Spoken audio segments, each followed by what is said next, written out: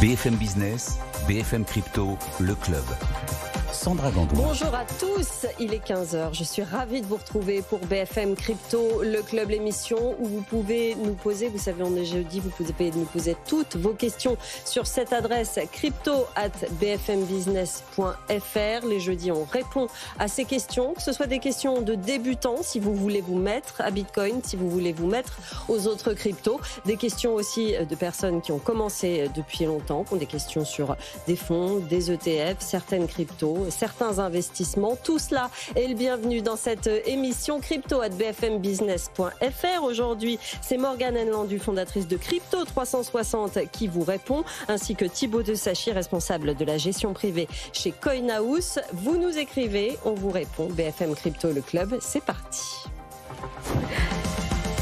Bonjour Morgane Enlandu, ravie de vous retrouver. Vous êtes à distance aujourd'hui et je vais vous poser une question qui vient de Willy. Elle est tombée il y a quelques heures à peine sur ma messagerie LinkedIn, en l'occurrence, même pas sur l'adresse BFM Business. Il nous demande: j'ai un compte Binance depuis plusieurs années et je cherche une autre plateforme en complément pour dynamiser davantage mes investissements crypto.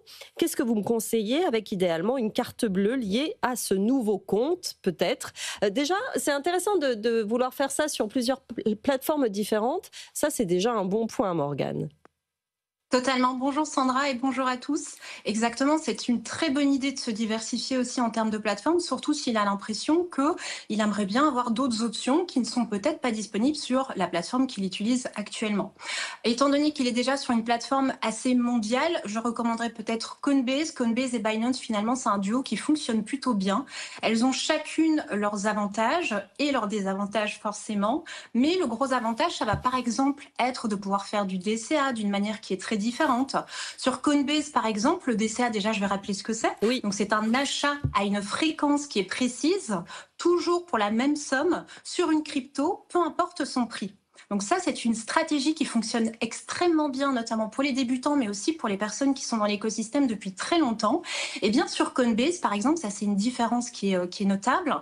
On va pouvoir faire un DCA, mais ce sera crypto par crypto. Alors que sur Binance, on va pouvoir utiliser ce qu'ils appellent des plans et on peut acheter une dizaine de cryptos en DCA dans un seul plan. Donc il y a des petites différences entre les deux plateformes. Le large choix aussi de crypto qui est un petit peu plus important sur Binance notamment, et puis les frais d'achat qui sont aussi un petit peu moins élevés du côté notamment de Binance. Donc ce serait une plateforme assez complémentaire qui lui permettrait de ne pas avoir à dépendre d'une seule plateforme et de pouvoir utiliser d'autres critères qui sont assez facilités par exemple sur Binance et qui le sont peut-être un petit peu moins sur Coinbase. Voilà pour la réponse à Willy. J'ai juste une petite remarque. Ce sont deux plateformes américaines. Si on veut utiliser une plateforme européenne, par exemple, est-ce qu'il y en a qui sont intéressantes, par exemple, Morgane?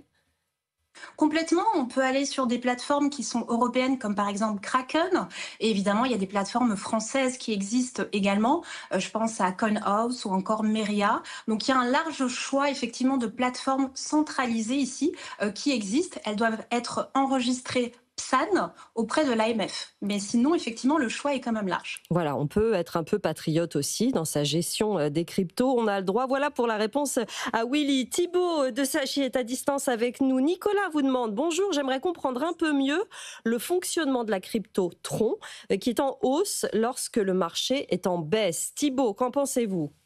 Oui, bonjour Santa, bonjour à tous.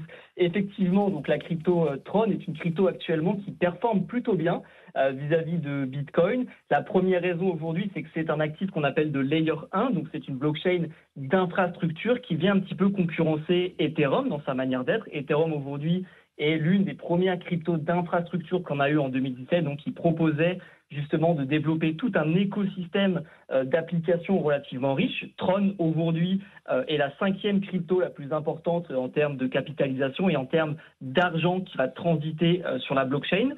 C'est marrant parce qu'en Europe, on n'en entend pas énormément parler. C'est une blockchain qui est quand même plutôt côté asiatique, là où on a des blockchains comme Ethereum ou Solana qui sont un petit peu plus européennes, voire américaines. Donc c'est pour ça qu'on en entend un petit peu moins parler. Récemment, on a eu sur Tron la mise à jour donc des frais de transaction sur le réseau qui ont été divisés quasiment par 3. Donc on a eu une baisse de 60% du coût de la transaction sur la blockchain. ce qui a entraîné derrière une augmentation assez importante du trafic et donc forcément aussi l'augmentation de la crypto sous-jacente à cette blockchain. Et donc, on a eu un essor. La deuxième raison aussi qui fait qu'on a donc un altcoin ou Tron qui performe plutôt bien vis-à-vis de Bitcoin, c'est qu'on commence petit à petit à arriver dans une période qu'on appelle une alt season. On en parle souvent sur le plateau, cette fameuse période dans laquelle on a donc toutes les cryptos qui ne sont pas Bitcoin, donc Ethereum et les altcoins qui vont tendre à surperformer le marché et donc mieux faire que Bitcoin. Donc on est effectivement aujourd'hui dans une phase de marché qui est intéressante vis-à-vis de ça et donc c'est pourquoi on a Tron qui performe plutôt bien.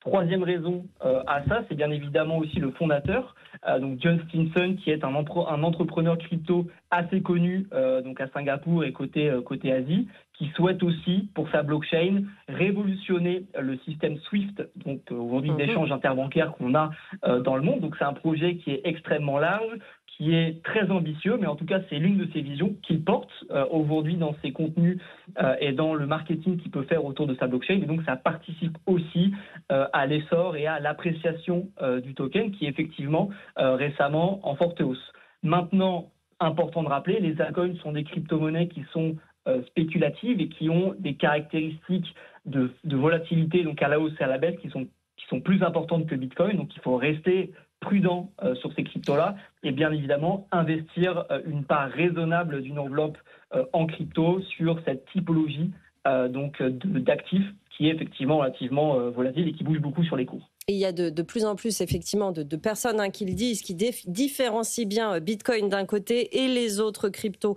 de l'autre. C'est effectivement intéressant de rappeler que ce n'est pas du tout ni la même stratégie, ni les mêmes usages, évidemment. Une question de Freddy pour Morgane. Bonjour, j'ai 10 000 € à investir dans la crypto. J'ai pensé à en acheter une dizaine, justement. Est-ce que la diversification est une bonne solution, Morgane ? Oui, alors pour répondre de manière exhaustive et complète à la question de Freddy, on a besoin d'un élément essentiel. Et cet élément, c'est de savoir quel est son profil d'investisseur. La réalité, c'est qu'on n'investit pas tous de la même manière dans cet écosystème.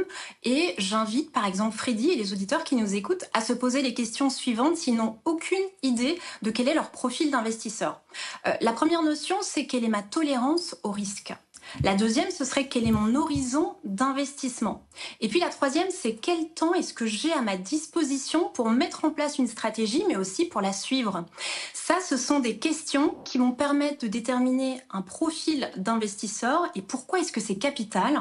Tout simplement parce que pour pouvoir définir une stratégie qui va être alignée avec la manière dont je fonctionne, une fois que je connais mon profil d'investisseur, eh bien, je vais pouvoir savoir quel type d'actif est-ce que je devrais acheter, mais aussi quelle serait la ventilation de mon portefeuille. Alors pour répondre dans les grandes lignes, habituellement, ce qu'il faut faire, c'est ne pas mettre tout son patrimoine, évidemment, en crypto, seulement une partie, et de l'argent dont on peut se passer pour les 3 à 5 ans, idéalement. Dans le cas de Freddy, si jamais il se reconnaît comme un bon père de famille, donc c'est quelqu'un qui n'est pas du tout tolérant au risque, peut-être que dans ce cas-là, se diversifier n'est pas forcément pertinent et que simplement se positionner sur Bitcoin, ça peut être une très très bonne stratégie. Beaucoup de gens qui ont réussi dans cet écosystème ont simplement acheté du Bitcoin, sont devenus des investisseurs, des holders et ont tenu leur position sur le long terme. Et on se rend compte que c'est quelque chose qui fonctionne extrêmement bien. Par contre, si on a un profil qui est un petit peu plus ouvert au risque, là on pourrait partir sur une idée de diversification, effectivement. Pourquoi pas la deuxième crypto mondiale comme Ethereum et quelques concurrents à Ethereum, j'ai envie de dire, donc quelques altcoins. Dans ce cadre-là, ça peut devenir intéressant, surtout si on est très ouvert au risque. Notre classe d'actifs est déjà excessivement jeune finalement par rapport à la bourse, par rapport à l'immobilier.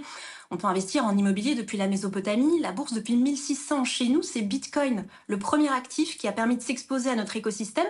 Et il est extrêmement jeune, je le rappelle, que depuis 2009. Donc, quand on va chercher un petit peu plus de risques, eh bien, on peut aller sur certaines autres cryptos que Bitcoin, mais si c'est en accord avec notre profil d'investisseur. Moi, c'est ce que j'inviterais Freddy à se poser comme question. En fait, la question, c'est pas réellement est-ce que la diversification c'est une bonne stratégie, c'est plutôt est-ce que c'est une bonne stratégie pour moi.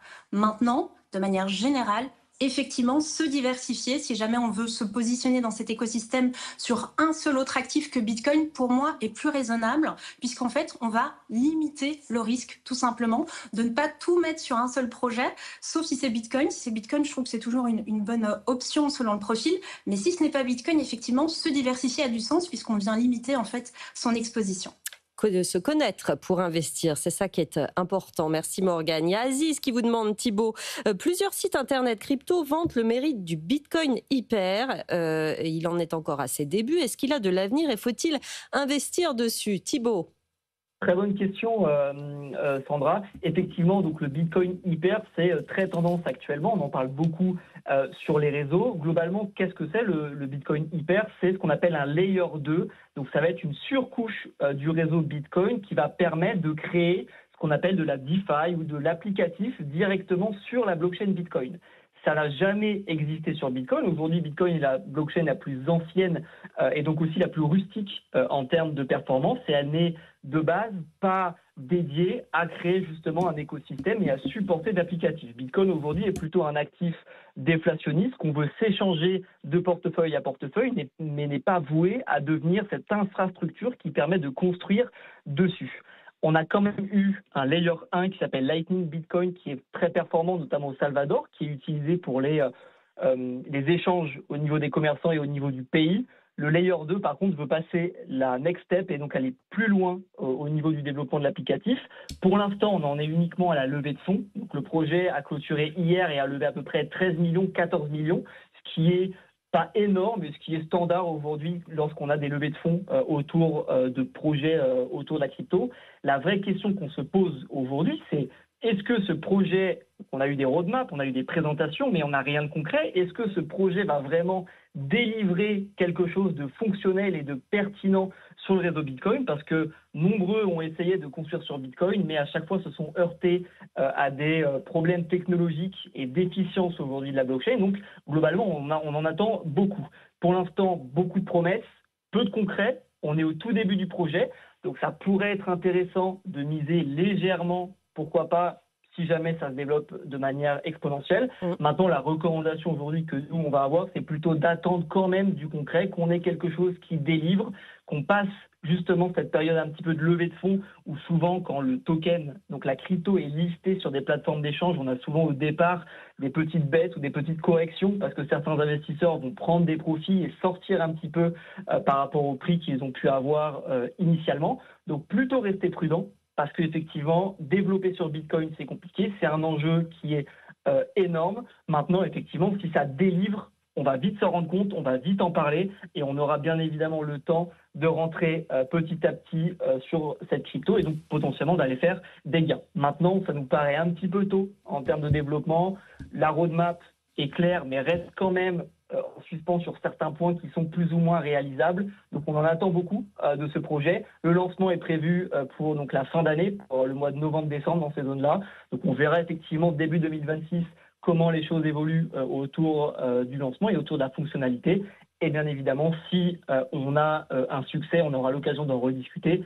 Et de toute manière, on aura le temps aussi pour se repositionner dessus et investir si c'est nécessaire. Voilà pour la réponse à la question d'Aziz. Je note dans toutes les questions qu'on a reçues pendant ces derniers jours sur notre adresse qu'il y a vraiment des questions qui concernent comment j'investis, des questions de débutants. Est-ce que ça veut dire que vous êtes de plus en plus nombreux à vous y mettre? En tout cas, c'est très intéressant d'avoir vos questions quelles qu'elles soient. Il y a Anna qui est débutante, qui vous demande, Morgane, quelles sont les meilleures banques qui proposent l'achat et la gestion de Bitcoin? Passer par la banque, c'est intéressant aussi, Morgane. Complètement. Il y a des options aujourd'hui qui existent au niveau des banques. Alors, certaines banques plus que d'autres, par exemple Boursorama, c'est une question qu'on peut poser, ne permet pas directement l'achat de cryptoactifs au sein de la banque. Par contre, ce que Boursorama va permettre, c'est de pouvoir consulter son compte sur les plateformes crypto, parce qu'en fait, c'est une banque qui est crypto-friendly, donc c'est-à-dire qu'elle est extrêmement ouverte à l'écosystème. Même si elle ne permet pas l'achat directement, elle va vous faciliter quelque chose qui est essentiel, c'est l'envoi et puis aussi la réception de fonds provenant justement de plateformes crypto. On sait que pas mal de banques sont encore assez fermées à cet écosystème et donc savoir qu'il y a une banque qui est crypto-friendly, qui va vous permettre de faire des envois et des retraits assez facilement, c'est déjà un premier pas. Ensuite, on a la première banque française qui est centenaire, c'est la banque de Lubac & Say et c'est la première banque française à avoir été PSAN, c'est-à-dire à permettre l'achat directement ici de crypto au sein de la banque.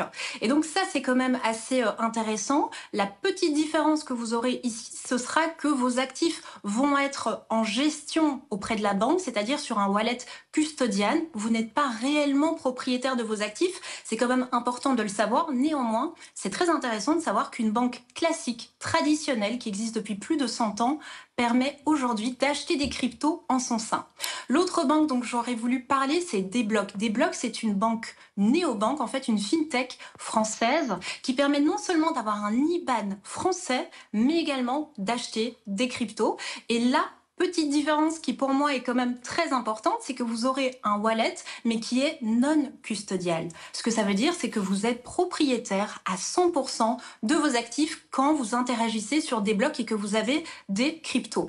Pourquoi est-ce que c'est intéressant? Parce que si jamais Desblocs a un souci, eh bien vos cryptos n'auront jamais de problème, puisque vous êtes réellement propriétaire sur la blockchain. Et puis, la dernière banque dont j'aurais aimé parler, en fait, ce sont des néobanques. Et une des plus connues, j'ai beaucoup de gens qui viennent me voir et qui ont acheté leurs premiers actifs de cette manière-là, c'est sur Revolut. Revolut, c'est une néobanque qui vous permet aussi d'acheter vos premiers actifs. Attention, de nouveau, vous ne serez pas réellement propriétaire de vos actifs puisqu'ils utilisent aussi le custody, c'est-à-dire qu'ils prennent en charge pour vous vos actifs. Mais néanmoins, c'est une première porte d'entrée si jamais vous voulez acheter des cryptos en passant par le monde bancaire. Et faites-vous accompagner, évidemment, si vous avez des questions. C'est très important de savoir quels sont vos buts dans cet investissement. Thierry vous demande, Thibaut, je souhaiterais investir une petite partie de mon portefeuille en ETF ou ETN Bitcoin et plus précisément dans le fonds BlackRock via son ETF iShares Bitcoin Trust. Ma banque en ligne ne propose pas ce fonds. Pouvez-vous m'indiquer précisément où je peux en acheter? Par quel canal? Thibaut? Oui, très bonne question aussi. Donc, depuis 2024 et encore plus en 2025, on a l'émergence maintenant de produits financiers traditionnels autour de la blockchain et notamment autour du Bitcoin. Donc, ETF, ETN, ETP, globalement, c'est des produits qui sont similaires et qui vont répliquer la performance d'un sous-jacent. Donc là, en l'occurrence, Bitcoin. Et donc, ça va permettre de s'exposer à du Bitcoin sans directement avoir donc la possession d'un vrai Bitcoin et les complexités, bien que maintenant ça commence à se réduire, de l'achat direct d'un Bitcoin sur la blockchain. Ou aujourd'hui, acheter des ETF, c'est très simple. La plupart des banques en ligne le proposent. On parlait de Boursorama tout à l'heure, elle le propose. Des bourses directes, des Trade Republic. Ce genre de plateforme un petit peu néo-banque, un petit peu banque 2.0, commence de petit à petit à proposer cela. Maintenant, on a aujourd'hui des ETF aux États-Unis qui sont propres à la zone US. Malheureusement, en Europe, on n'a pas encore d'ETF autour du Bitcoin. Pourquoi on n'a pas d'ETF en Europe? Parce que la législation l'interdit. On ne peut pas avoir de produit mono-asset, donc on ne peut pas avoir un ETF sur un seul produit. Donc généralement, ce qu'aujourd'hui on propose, c'est des ETP en Europe. Et donc ces ETP-là sont disponibles sur ces fameuses néobanques. Le fonctionnement globalement reste similaire. On va juste avoir la performance du Bitcoin par rapport au prix auquel on l'aura acheté. Maintenant, il faut quand même garder en tête que quand on achète un ETF ou un ETP, on est sur un produit de gestion passive et donc on va avoir chaque année des frais de gestion à payer. Ça, aujourd'hui, c'est souvent peu connu de la part des investisseurs débutants, mais quand on achète un ETF, tous les ans, on a un petit pourcentage, c'est de l'ordre de 0,2, 0,3% qui est prélevé, qui sont les frais de gestion donc des sociétés qui vont proposer ces ETF-là. Donc, bien évidemment, aujourd'hui, quand on veut commencer à acheter du Bitcoin, on peut passer par ces produits-là, qui peuvent effectivement être intéressants à première vue, mais rien ne vaut l'achat en dur d'un vrai Bitcoin parmi les 21 millions qu'on aura en circulation, parce que quand vous achetez un Bitcoin, pas de frais de gestion, vous le gardez 1 an, 2 ans, 10 ans, 20 ans, ça restera le Bitcoin et donc bien évidemment on ne viendra pas gratter au niveau des frais de gestion. Donc c'est intéressant, les néobanques le proposent. Maintenant, effectivement, on est plutôt aujourd'hui, en tout cas, dans la sphère crypto pro Bitcoin et donc on veut acheter du Bitcoin en vrai plutôt que des produits financiers pour la globale. Merci beaucoup Thibaut pour cette réponse. Nathalie vous demande, Morgane, lors d'une précédente émission, à la question dans quoi investir si l'on veut prendre un peu de risque au mois de juin, je n'ai pas compris la réponse. Refund, refond, Morgane, pouvez-vous préciser cela? Vous vous souvenez de ça? Alors, Rifon, ça ne me dit rien. Par contre, je sais très bien comment prendre plus de risques dans l'écosystème. Et finalement, je me suis dit que ce que j'allais faire, c'est faire un petit éventail de toutes les manières de rajouter une petite couche de risque dans cet écosystème et que chaque auditeur puisse savoir où il est et qu'est-ce qu'il pourrait faire pour aller chercher peut-être un petit peu plus de risque et donc peut-être un petit peu plus de profit. Mais attention, au plus on va sur du risque, au plus ça peut monter, mais ça peut descendre très vite aussi. Néanmoins, je vais faire un petit récapitulatif. Si j'investis dans cet écosystème et que je ne veux prendre aucun risque, le plus simple être d'acheter par exemple la première crypto au monde, la plus capitalisée actuellement qui est Bitcoin, de l'acheter et de tenir mes actifs sur la longueur, donc avec une vision en fait long terme, tout en étant réellement souverain. Qu'est-ce que ça veut dire être souverain? Ça veut dire posséder réellement mes actifs, donc avoir les clés privées. Ça, c'est la manière la plus safe et donc la plus sécurisée aujourd'hui qu'a un investisseur d'investir dans cet écosystème. Si je veux rajouter un tout petit peu plus de risque, qu'est-ce que je pourrais faire? Eh bien, je vais chercher à me diversifier un petit peu. Par exemple, au lieu de simplement rester laser focus sur Bitcoin, je pourrais m'intéresser à Ethereum, je pourrais m'intéresser à d'autres grosses capitalisations de cet écosystème pour chercher un petit peu plus de risque. Au lieu d'avoir une vision long terme et d'être un investisseur, un holder, eh bien, je pourrais peut-être me dire que je peux faire quelques achats-reventes, donc une forme de trading, parce que j'ai une vision un petit peu plus court terme et je suis prêt à prendre un petit peu plus de risques. Si je continue à aller chercher une notion de risque plus élevée, là, je vais sur des toutes petites capitalisations dans cet écosystème, donc c'est-à-dire des projets extrêmement early, des capitalisations très faibles, et ce qui veut dire que le moindre mouvement peut faire que ça peut monter extrêmement haut, mais ça peut descendre tout aussi vite. Et puis, si je veux encore plus de risques, qu'est-ce que je pourrais faire dans notre écosystème? Eh bien, on a tout l'écosystème de la DeFi, c'est-à-dire faire travailler nos cryptos. Non seulement je suis investi sur des actifs, je peux avoir peut-être une forme de trading, mais je peux aussi générer plus de cryptos avec les cryptos que j'ai déjà en portefeuille. Et dans ce cas-là, quand on s'intéresse à la DeFi, le plus simple, ça va par exemple être le stacking. Le stacking, je rappelle ce que c'est une manière de faire travailler vos cryptos, mais en aidant directement la blockchain.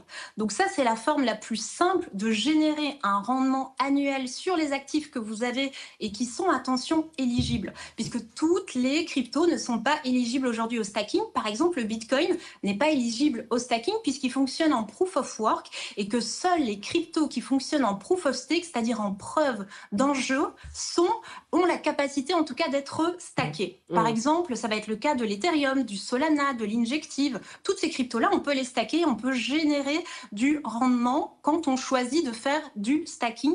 Et en fait, on aide réellement la blockchain. Le next step, donc j'ai envie de dire le pas supplémentaire pour aller chercher encore plus de risques, ce serait par exemple de faire du lending borrowing. Donc qu'est-ce que ça veut dire? Ça veut dire de faire du prêt et emprunt avec les cryptos que je possède. Ouais. Donc par exemple, dès que je possède des cryptos, je peux les donner en prêt. Il y a des plateformes qui sont spécialisées. La plus connue sur la blockchain d'Ethereum, c'est Aave. Eh bien, ça permet de donner vos actifs et de toucher évidemment un intérêt pour le service que vous rendez, ce qui est totalement normal. Ensuite, on pourrait aller encore plus loin et devenir un liquid provider. Donc, le liquidity providing, ça permet en fait, par exemple pour les DEX, donc les plateformes qui sont décentralisées et qui permettent de faire des achats crypto, elles ont besoin de liquidité, puisqu'en fait le but d'un DEX, donc un Decentralized Exchange, c'est qu'une personne puisse se connecter sur la plateforme et acheter des cryptos.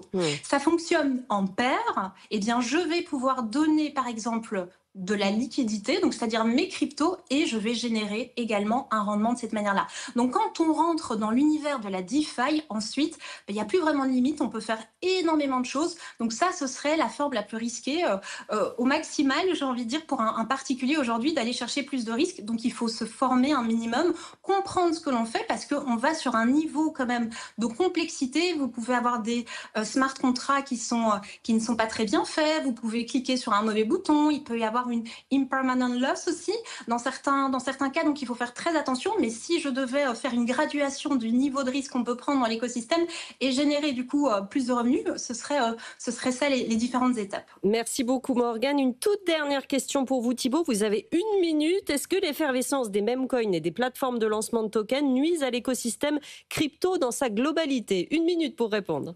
Oui, très rapidement. Alors, bien évidemment, dès qu'on a une nouvelle technologie qui arrive, on a évidemment ces défauts aussi qui peuvent y arriver. Donc, c'est notamment le cas sur Solana, par exemple. On a beaucoup de meme coins et donc de projets un petit peu douteux. Maintenant, c'est tellement devenu tendance aujourd'hui que c'est pas néfaste pour l'écosystème. Par contre, c'est très important de faire de la prévention auprès des nouveaux investisseurs et des débutants. Ce sont des cryptos sur lesquels on peut effectivement faire des multiples importants, mais aussi tout perdre très rapidement. On parle vraiment de fluctuations en l'espace de quelques heures. Donc, ça ne nuit pas à l'écosystème. Ça fait partie de l'écosystème. Maintenant, il faut effectivement le comprendre et acter en parallèle pour éviter effectivement de faire des erreurs et donc de perdre trop vite du capital. Donc, modération et prudence lorsque on essaie de s'exposer à cette classe de crypto qui est effectivement hautement risquée et qui est d'ailleurs, Morgane en parlait, pour moi, le niveau 10 sur 10 en termes de risque. Merci beaucoup. Formez-vous, renseignez-vous avant d'investir, c'est très important et